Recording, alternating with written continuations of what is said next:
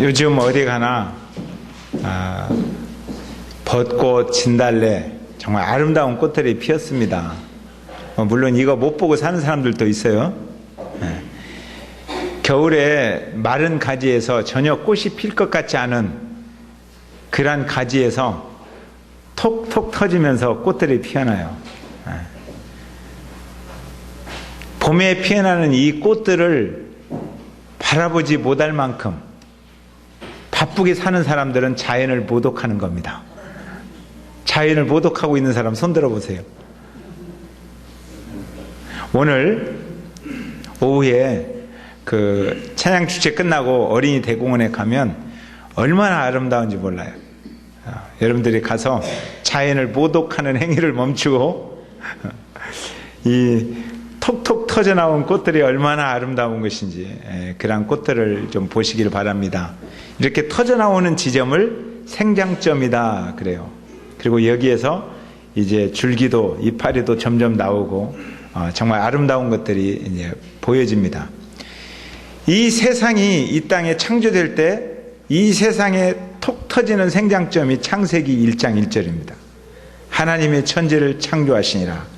그래서 그 창조의 세계를 바라보고 있으니까 어디에서 말씀이 들려지면서 빛이 팍 터지고 또 꽃이 팍 터지고 동물이 팍팍 터지고 그러면서 세상의 역사가 만들어지기 시작합니다. 역사의 물줄기가 만들어진 다음에 이제 그 세상 이야기, 창조 세상 이야기 말고 이스라엘 이야기가 시작됩니다. 이스라엘 이야기. 한 민족이 어떻게 만들어지고 나라가 있으려면 국민이 있어야 되잖아요. 어떻게 국민이 만들어지고 이 국민이 살아갈 법, 율법이 만들어지고 그리고 율법이 집행되면서 살아갈 땅이 확보되는 이야기. 이 이야기를 우리는 출애굽기다 이렇게 말합니다. 제가 그동안 요한복음 쭉 했었는데 출애굽기를 새로 시작하려고 하면서 마음에 설레는 게 있어요. 한 민족이 딱 잉태될 때 막 노래 부르잖아요. 제가 어제 국민 의례를 한번 했거든요. 국기에 대한 경례. 그래서 제가 딱 이렇게 했어요. 근데 자랑스러운 태극기 앞에 조국의 민족과 뭐라고 막 하더라고요. 그러더니 자유와 정의로운, 그래서 속으로 자유하고 정의롭지는 않은데 우리나라가 그러면서도 내 국기에 대한 경례를 했어요. 그랬더니 감동스럽더라고요. 근데 보세요. 한 민족이 새롭게 태어나는 거예요. 빵빠레가 울리는 거예요. 민족이 태어난다. 그 씨앗이 빵 하고 열린다. 얼마나 감격스럽겠어요. 그 빵빠레 빰빠라빰빰빰 하고 민족이 태어나는 그 출발점이 출애굽기다는 거예요. 출애굽기. 그래서 이 출애굽기 같이 말씀을 나누면서 앞으로 여러분들 가슴속에 설렘과 한 은혜가 시작되었으면 좋겠습니다. 자, 이 출애굽기 이스라엘 민족이 시작되는 그 출발점, 생명의 씨앗은 하란 땅에서부터 시작됩니다. 하란이라고 하면 지금의 이란, 이라크 그쪽이에요. 메소포타미아 문명이 시작된 곳. 거기에 한 씨족이 살고 있었어요. 그 시대는 씨족 사회잖아요. 근데 그 씨족 중에 하나님께서 아브라함을 불러내는 거예요. 아브라함아, 너는 너의 고향과 너의 친척과 너의 아버지 집을 떠나서 내가 너에게 지시할 한 땅으로 가라. 거기에서 큰 한 민족이 태동될 것이다. 예, 그 출애굽기가 시작될 그 태동될 민족, 그 이야기가 아브라함의 마음에서부터 시작되는 겁니다. 그래서 그들이 떠나자. 그렇게 한 시족 사회가 이제 그 동네를 떠나서 점점 자라면서 부족 사회가 되고 부족 국가가 되는 거예요. 여러분들 사회 배웠죠? 시족 사회, 그다음 부족 사회, 부족 국가. 이때 그 리더들을 우리는 족장이다 말하는 거죠. 족장 시대. 아브라함과 이삭과 야곱과 요셉. 아브라함이 누구를 낳았어요? 아브라함이 누구를 낳았어요? 이삭을 낳았어요? 그럼 이삭이 누구를 낳았어요? 쌍둥이를 낳았죠. 에서와 야곱을 낳았어요. 근데 에서와 야곱은 똥오줌을 가리기 전부터 싸우던 사람입니다. 싸움을 잘해요. 태어날 때부터 싸워요. 그러면 태어날 때 싸움이 끝날 줄 알았더니 청소년기에 싸워요. 여러분, 청소년기에 자녀들이 싸우면 부모님 심정이 어때요? 저도 우리 아이들을 뒤에서 차 타고 가면 아이 둘이 싸우기 시작해요. 그러면 차 받쳐놓고 겁을 줘요. 내려. 그러면 조금 안 싸우는 것 같아요. 30초 안 싸우는 것 같아. 그리고 가다 보면 뒤에 자리가 세 자리인데도 자리가 부족해. 서로 막 싸우려고 해요. 에서와 야곱이 그렇게 청소년기에 싸워요. 팥죽 한 그릇 갖고 싸워요. 죽 쓰면서 싸우고, 그러다가 청년기에는 칼을 들고 싸워요. 그래서 결국은 야곱이 도망갑니다. 집에서 못 살아요. 형제가 둘밖에 없는데 서로 얼마나 싸움이 심한지 도망가요. 도망가면서 사막을 지나가다가 거기에서 처음으로 스스로 자기 마음속에서 우러나오는 하나님의 이름을 불러요. 하나님. 이것이 야곱의 인생의 전환점이에요. 지금까지는 다른 사람이 하나님 가르쳐주고 불렀어요. 근데 스스로 깜깜한 밤에 하늘을 쳐다보면서 하나님 하고 혼자 부르게 되는 거예요. 하나님. 자, 하루 종일 사막을 걸었으니까 얼마나 힘들겠습니까? 너무너무 힘들어요. 지쳐서 잠잘 곳도 없어서 사막의 한 복판 한쪽에서 누워서 하늘을 보니 하늘이 얼마나 아름다울까요? 막 별이 눈앞에서 쏟아질 것 같아요. 그런 거 여러분들 안 보셨죠? 별이 눈앞에서 쏟아진다는 거. 저는 피지에 있으면서 많이 경험했어요. 그냥 눈앞에서 별이 막 쏟아지는 거예요. 지금 서울에서는 아무리 햇빛, 그 별을 보려고 해도 안 쏟아져요. 오염되어서. 근데 오염되지 않은 그 시대에는 막 얼마나 아름답겠어요. 그런데 그때 생각이 나는 거예요. 할아버지의 말씀. 할아버지가 자기 어렸을 때부터 무릎에 앉혀놓고, 할아버지가 누구죠? 아브라함. 할아버지께서 야곱을 품에 앉혀놓고 이야기해 주는 거예요. 하나님께서 우리 민족을 저 하늘의 별처럼 많게 해주실 것이라고 이야기했다. 너 그거 마음에 새겨라. 그 말씀이 생각나는 거예요. 별을 볼 때마다. 그러다가 잠이 들었는데 갑자기 그 자리에서 사다리가 하늘로 쫙 올라가더니 그 사다리를 타고 하나님의 사자들이 오르락 내리락 하는 것이 보이는 거예요. 깜짝 놀라서 일어나서 하나님 앞에 무릎을 탁 꿇습니다. 그리고 돌을 들어서 딱 세워놓고 베델, 하나님의 집. 그리고 기도해요. 하나님, 거기에서 하나님께서 약속의 말씀을 들려주신 거예요. 너가 어디를 가든지 너를 떠나지 아니하며, 어디를 가든, 그러니까 우리는 어디가 더 중요한데 하나님은 떠나지 않는 것이 더 중요합니다. 떠나지 아니하며 너를 지킬 것이다. 그러니까 하나님, 지금부터 내가 하나님을 경험했으니까 여기 하나님의 집입니다. 제가 돌아와서 민족을 이곳에서부터 시작하며 여기에서 하나님을 섬기며 여기서 11조를 드리며 하나님을 영원토록 기억하겠습니다. 딱 약속을 해요.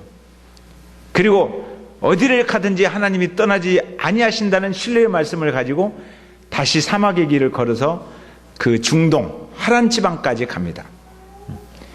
거기 가서 여기가 우리 할아버지의 고향이고 이곳이 우리 어머니 리브가의 고향인데 우리 외삼촌이 라반이라고 합니다. 그 라반의 집이 어딘지 가르쳐 주십시오. 그랬더니 저쪽에 한 여자가 양들을 데리고 오는데 저 여자가 라반의 딸입니다. 그래. 쳐다봤더니 한눈에 반해버렸어요. 너무너무 예뻐요. 여러분, 사랑은 잠깐이면 할 수 있어요. 한눈에 반해버렸어요. 뒤집어져 버렸어요. 여기서. 그래 달려가서 끼안고 막 울어요. 그냥. 그러니까 이 남자가 누구야? 그러니까 내가 당신의 고모의 아들이 내가 가지고 왔다는 거예요. 그러니까 유삼촌한테 가니까 유삼촌이 너무 기뻐하잖아요. 그래서 한 달간을 재밌게 살았어요. 너무너무 좋은 거예요. 나이를 보고 나서 이 여자를 위해서 내가 평생 내 인생을 투자해야겠다. 한 달 만에 결정된 겁니다. 신앙생활 20년 해도 주님께 목숨 못 바치는 사람은 얼마나 이 사랑만도 못하는 거예요. 그 라반님 요셉을 불러놓고, 야, 너 우리 집에 와서 그냥 밥만 먹고 일만 하면 미안하잖아. 그러니까 내가 뭘 해주고 싶은데, 그러니까 예, 나이라고 결혼시켜 주십시오. 그럼 야, 지참금도 없이 어떻게 그냥 결혼하냐? 그러면 7년을 앞으로 일해라. 그러면 결혼시켜 줄게요. 그랬어요. 성경 보니까 7년을 며칠같이 일했어요. 사랑은 이런 거예요. 7년이 길지가 않아요. 며칠같이 일하는 거예요. 사랑의 기적. 사랑하기 시작하면 인생이 재미가 있습니다. 사랑하기 시작하면 일도 재미가 있습니다. 사랑하기 시작하면 신나는 인생입니다. 그런데 혹시 여러분들이 따분한 인생을 살고 있다면, 여러분은 사랑을 잃어버렸어요. 지금 다른 걸 잃어버린 게 아니라 사랑을 잃어버렸어요. 여러분이 일이 재미가 없다면, 사는 게 재미없는 분 손 들어보세요. 그분은 지금 사랑을 잃어버렸어요. 다른 건 잃어버린 게 아니에요. 주님을 사랑하는 것, 누군가를 사랑하는 사랑을 잃어버렸어요. 사랑을 찾으면 인생이 신납니다. 신나요. 그래서 7년이 지난 다음에 드디어 결혼식 날이 되었어요. 결혼을 합니다. 그 이스라엘 그 지역은 신부 방에 저녁에 신랑이 들어가요. 그래서 저녁에 아주 달콤한 밤을 보냈어요. 너무너무 행복했어요. 그리고 아침에 일어나서 눈 뒤집어졌어요.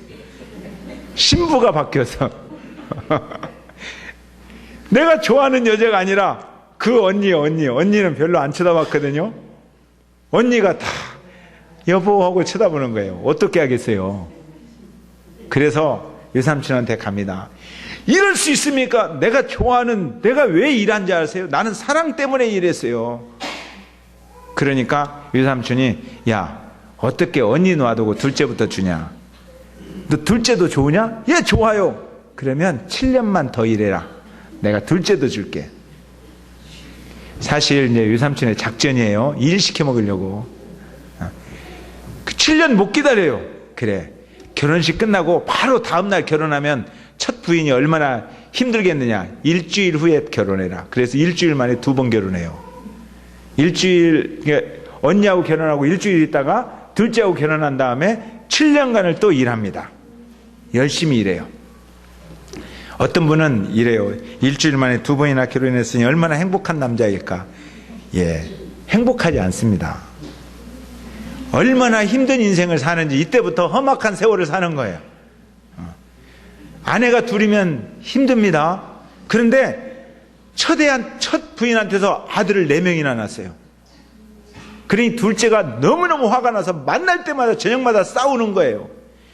왜 언니한테는 아들 4명이나 낳아주면서 나한테는 아들 1명도 안 낳아주냐. 오늘 당장 나한테 아들 낳게 해라. 막 그러는 거예요.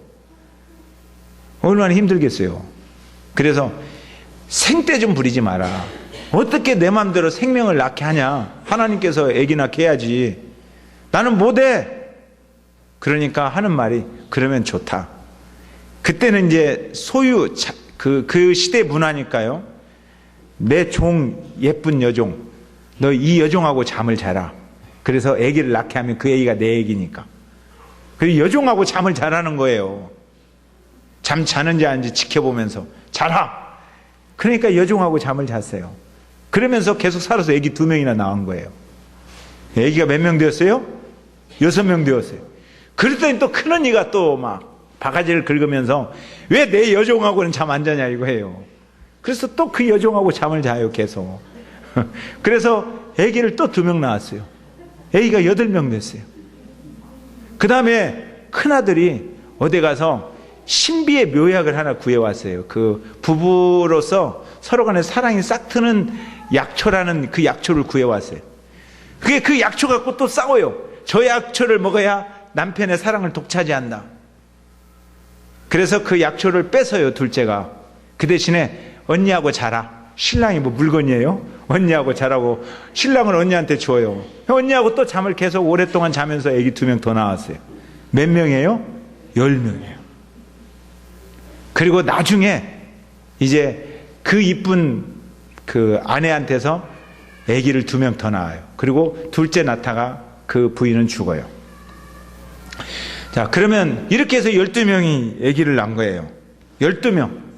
그러니까 아기 있을 때부터 싸웠는데 청소년 때도 싸우고 청년 때 싸우고 도망가다가 이제 아들 낳는 것도 싸우는 거예요. 계속 아들 낳기 싸움. 그래서 12명이 만들어졌는데 이게 이스라엘 민족의 뼈대 생장점입니다. 이 12명이 각 지파의 그 수장들이 되는 거예요. 족장들이 되는 겁니다. 자, 이제 1절 읽어보세요. 재밌죠? 네, 이 재밌어요. 성경이 얼마나 재밌는지 몰라요. 1절 시작. 야곱과 함께 각각 자기 가족을 데리고 애굽에 이른 이스라엘 아들들의 이름은 이러하니 2절 누벤과 시므온과 레위와 유다와 3절 이사갈과 수불론과 베냐민과 4절 단과 납달리와 갓과 아세리오 이렇게 이름을 낳았어요. 12명. 근데 보니까 12명이에요? 11명이에요? 11명이에요. 한 명은 어디 갔어요? 한 명은 이제 그 뒤에 나와요. 애굽에 살고 있어요. 11명은 저 위에 살고 있고 한 명은 애굽에 살고 있어요. 그 어떻게 한 명이 애굽에서 살게 되었는가 그 이야기를 또 알아야 출애굽기를 열어갈 수 있어요. 12명의 아들이 서로 사랑하면서 살았을까요? 싸우면서 살았을까요? 그 뒤에 배후에는 4명의 엄마가 있습니다. 엄마 무섭잖아요. 아들을 조종하는 엄마는 더 무섭습니다. 아들을 자유롭게 안 해주고 아들을 뒤에서 자꾸 흔들면 너무너무 힘듭니다. 12명이 살기가. 12명이 너무너무 힘들었어요. 서로 갈등하고 그래서 어떻게든지 죽일까 그래요.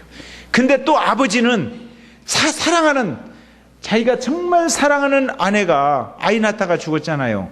그러니까 두 아이를 얼마나 아끼겠어요. 제일 꼬맹이들 요셉과 베냐민이에요. 너무너무 사랑했어요. 그래서 옷도 다른 건 입히고 차별대우하는 거예요. 그러니까 더 형들이 두고 보자. 그래가지고 부모님 때문에 형제들이 더 힘들었어요. 더 고통스러웠어요.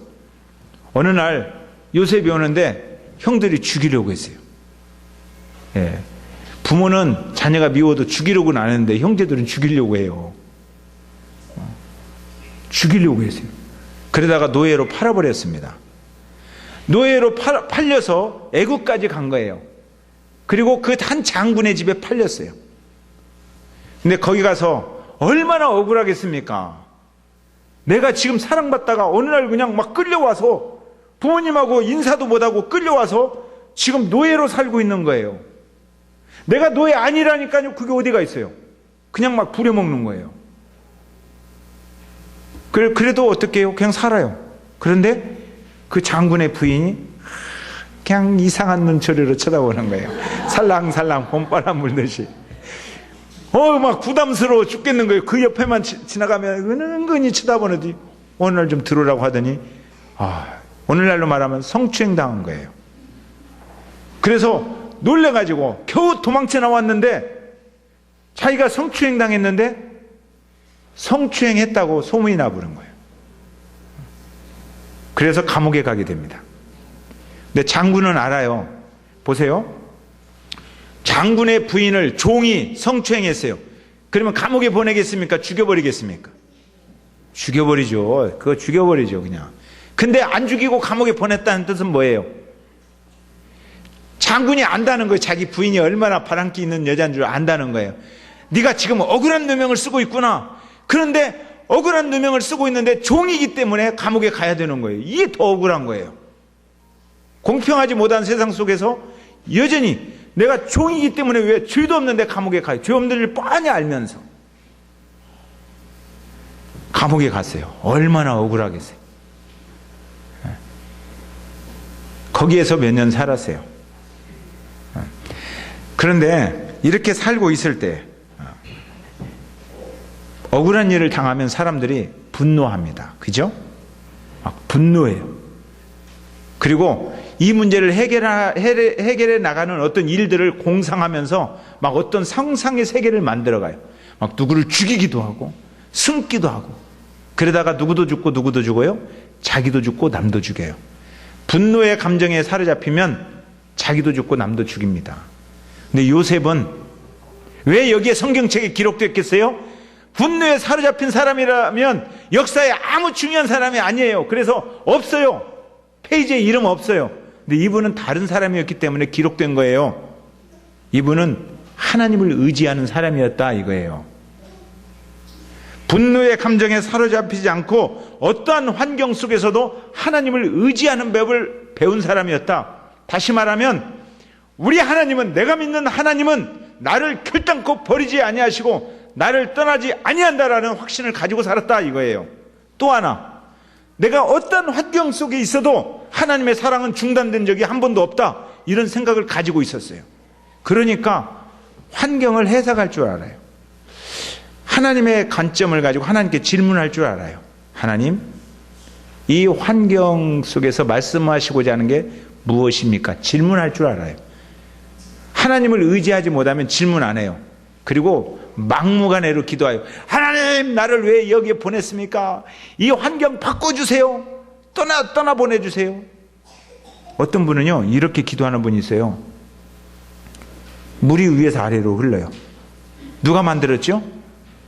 하나님 만들었어요. 근데 기도해요. 하나님, 이 물을 막고 아래에서 위로 흐르게 해주세요. 기도해요. 그럼 하나님이 기분 좋을까요, 안 좋을까요? 하나님이 지금 목적이 있어서 물이 위에서 아래로 흐르게 만들어 놨어요. 근데 그 물을 막아서 아래에서 위로 흐르게 해달라고 기도해요. 그러면 하나님을 모독하는 기도예요, 그게요. 하나님의 목적을 물어봐야죠. 하나님, 왜 이렇게 흐르게 하셨어요? 이렇게 물어봐야 돼요. 왜 여기서 막히게 하셨어요? 물어봐야 되잖아요. 안 물어봐요. 질문을 안 해요. 여러분들 기도할 때 질문을 많이 합니까? 아니면 여러분들의 요구를 많이 하십니까? 예, 요구를 많이 하는 기도는 잘못된 기도입니다. 하나님의 뜻을 물어보려면, 응답이라면 하나님의 대답을 들으려면 질문해야 대답하죠. 질문해야. 이 환경 속에서 질문해야 되는 거예요. 근데 요셉은 질문할 줄 아는 사람이에요. 그래서 요셉에 대한 평가가 성경 보십시오. 창세기 곳곳에 하나님과 함께하는 사람, 하나님과 함께하는 사람, 그렇게 기록되어 있어요. 이렇게 감옥에서 하나님의 목적을 기다리면서 살아요. 모르겠어요. 요셉이 아무리 질문해도 모르겠어요. 나를 왜 감옥에 보냈는지 잘 모르겠어요. 그렇지만 하나님의 목적을 찾으면서 대화하면서 살았다 이거예요. 몇 년이 흐른 후에 애굽 왕이 꿈을 꾸었어요. 꿈도 신기한 꿈이 있어요. 꿈을 꾸는데 나일강을 거니는데 거기에 막 포동포동하고 살찐 암소 7마리가 풀을 뜯어먹고 있는 거예요. 보기에도 좋아요. 좋다. 그랬더니 저쪽에서 빼빼 마른, 바싹 마른, 정말 보기에도 끔찍한 7마리 암소가 오더니 잡아먹어 버렸어요. 깜짝 놀랐어요. 이게 무슨 일이야? 그리고 다시 잠이 들었어요. 그랬더니 한 나무에서 줄기가 7가지 줄기가 쭉쭉쭉 뻗어나더니 막 과실이 풍성하게 맺히는 거예요. 와, 열매가 보기에 너무너무 좋은 거예요. 그러더니 뺏싹 마른 7가지가 쭉 나오더니 싹 삼켜버리는 거예요. 이게 도대체 무슨 뜻이야? 그리고 똑똑하다는 사람 불러서 다 물어봐도 모르겠다는 거예요. 머리 아프다. 그랬더니 꿈속에서, 옛날 감옥에 있으면서 교제했던, 전혀 실망하지 않고 자기의 은사를 발휘했던 요셉과 함께 교제했던 사람이 이야기하는 거예요. 저기 제가 추천할 사람이 하나 있습니다. 누군데? 요셉. 그래서 요셉이 추천을 받습니다. 요셉한테 이야기하니까 요셉이 그거요, 하나님께서 하실 일들을 왕에게 보여주는 겁니다. 7년 동안 앞으로 풍년이 될 겁니다. 엄청나게 풍년이 되는데요, 그리고 나서 7년 동안 흉년이 올 겁니다. 흉년이 오면 흉년이 얼마나 힘든지 7년의 풍년을 다 잊어버리고, 까마득하게 잊어버리고 고통당할 것입니다.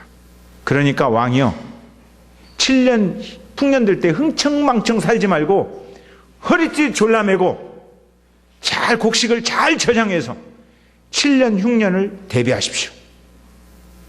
그러니까 왕이 그 이야기를 듣고는 감동을 받았어요. 보통 보면 사람들이 이런 사람이 있습니다. 문제 제기를 잘하는 사람이 있습니다. 그리고 그 문제를 풀어나가는 일에는 헌신하지 않아요. 이런 사람은 아무리 문제를 많이 제기해도 중요한 사람이 아닙니다.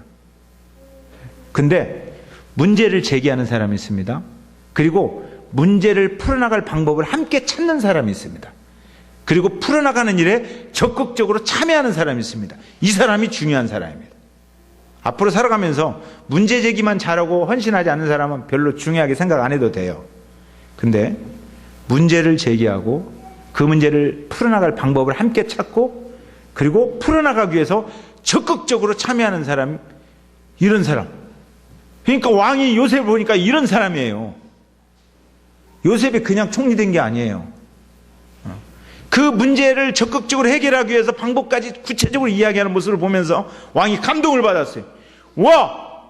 하나님의 영에 감동된 사람이구나. 너 총리야. 가지고 총리가 되어버렸어요.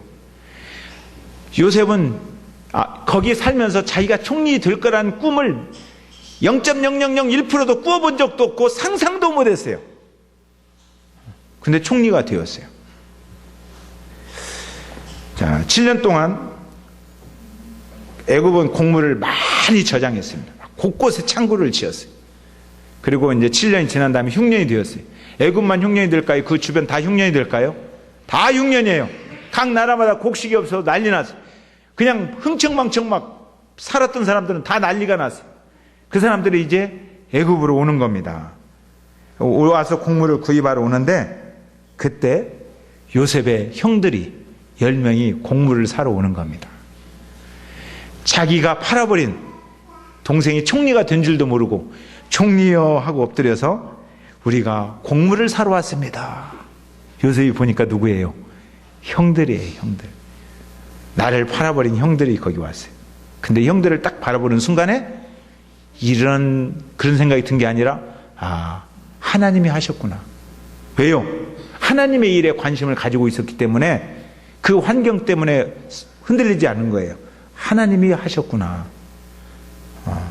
우리 가족을 살리려고, 우리 가족이 흉년 들면 다 죽을 텐데 우리 가족을 살리려고, 민족을 이루려고 하나님이 미리 나를 여기 보내셔서 준비하게 하시고 가족들을 끌어내시는구나.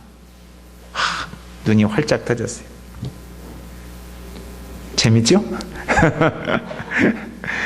하여튼 이제 그 다음 이야기는 이제 뭐 다 아는 이야기니까. 그리고 시간이 많이 가잖아요. 그래서 이제 이렇게 70명이 오게 되었다는 거예요. 중간 다 생략하고 70명이 오게 되었어요. 그러니까 각 가족마다 손자까지 포함해서 70명이에요. 대가족이잖아요. 이사 오게 되었다, 애굽으로. 그런 내용이 오늘 본문이에요. 자, 그리고 6절. 자, 이제 6절 한번 보세요. 시작.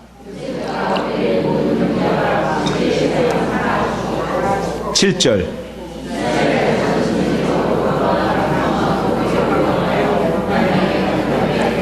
예, 이제 와서 70명이 동네를 이루어 살다가 요셉과 그의 가족들, 그때 12명은 다 죽어버렸어요. 이제요.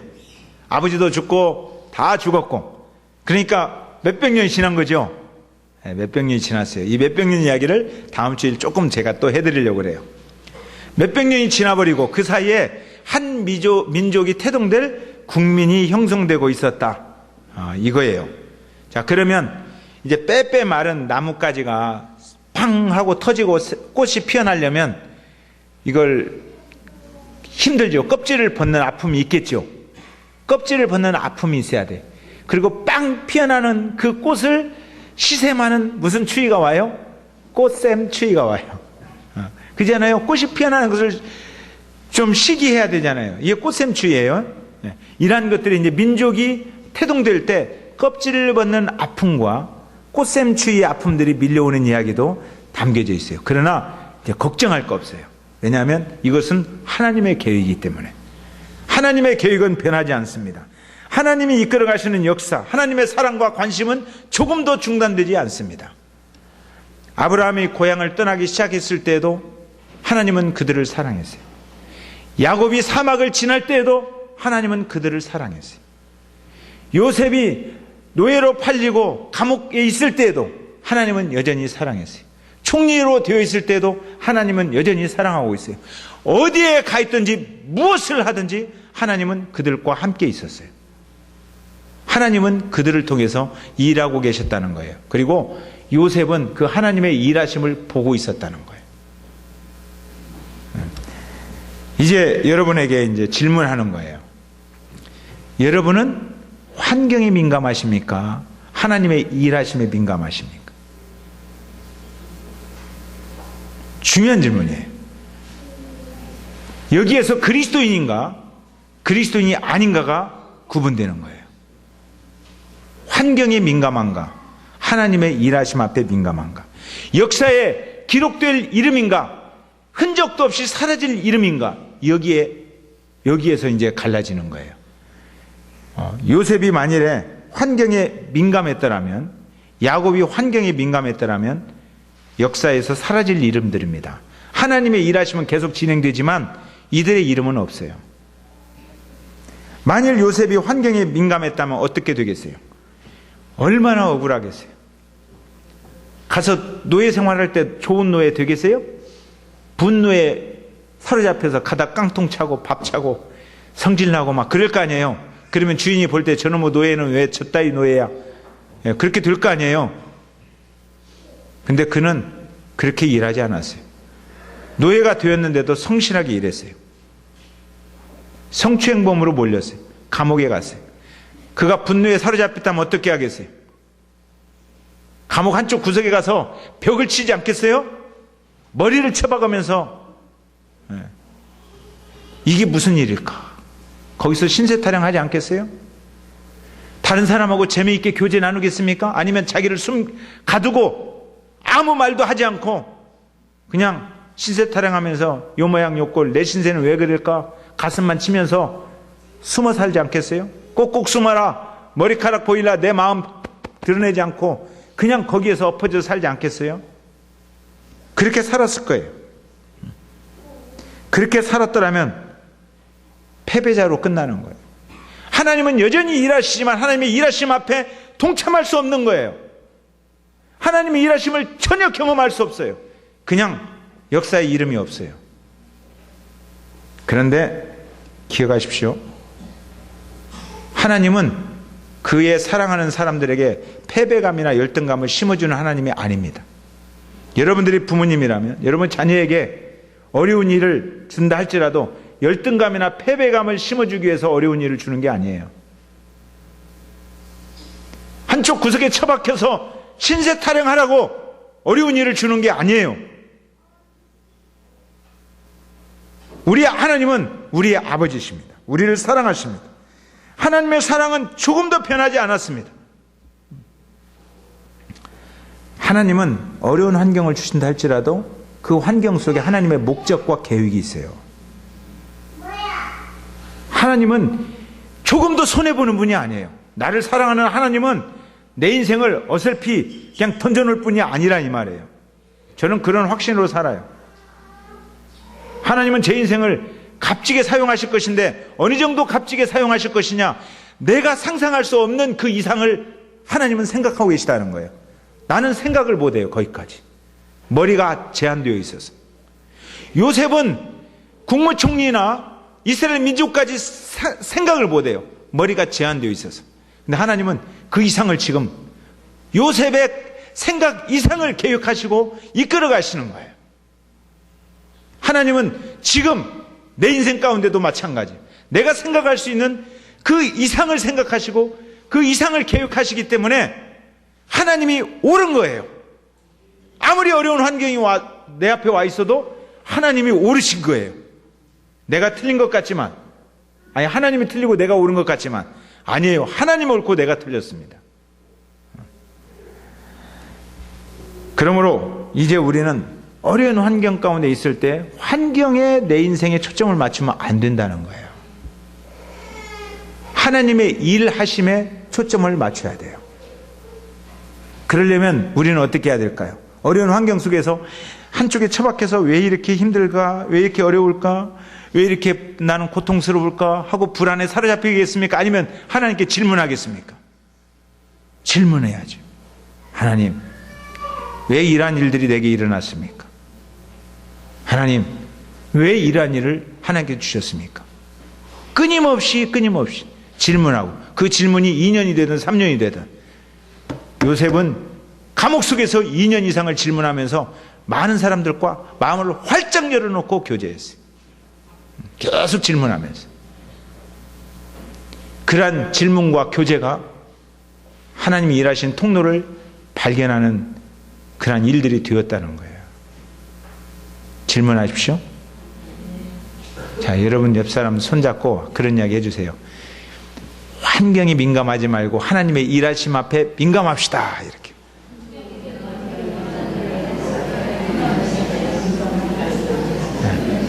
또 하나 좀 어렵다면 하나님께 질문합시다. 아멘. 그러면 하나님께서 그렇게 말씀해 주실 거예요. 내가 너를 떠나지도 않았고 버리지도 않을 것이다. 아멘. 찬송합시다.